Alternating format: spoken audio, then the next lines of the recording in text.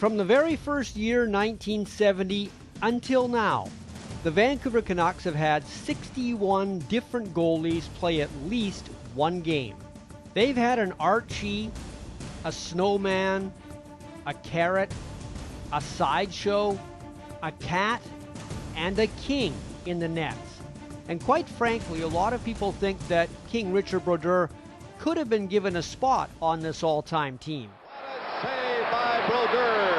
And I'm a little prejudiced towards, of course, King Richard and what he meant to us in '82. He probably should have won the Conn Smythe that year. Mike Bossy won it, but if it wasn't for Richard and the games he played and the way he played, I don't know if we would ever got to the final.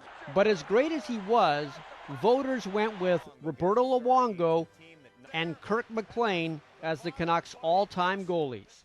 They both took the Canucks as close as you can get to a Stanley Cup without winning, and they had different methods of doing it. Luongo was the modern style, getting down low when needed. McLean was a stand-up. He didn't do the butterfly, and according to his teammates, didn't have many butterflies either. He was always cool. He's weird, you know that. All around weird. I don't know, and it seemed like it helped him. Good weird, but he was so cool.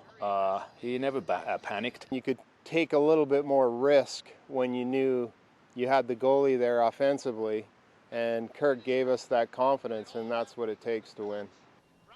Which is pretty much what players said about Roberto Luongo. He is Vancouver's all-time leader in wins. He's the all-time leader in shutouts. He was team captain for a while. He was the golden goalie of 2010, and he understood the 11th commandment, thou shalt not quit. His compete is off the charts. He never gave up on anything. He was like a Dominic Hasek. His work ethic was second to none. Always when I was done watching practice, he was always first guy out, last guy off. I admired that about him. So those are your goalies, Luongo and McLean, and not many would disagree. First of all, two great ambassadors for the organization, right? Like to represent the organization, those guys are do everything they can. Obviously when Bobby was here, he did everything he could for the team, and Kirk's still doing the work, with the alumni group now. So, those guys being representative of this organization is a win across the board.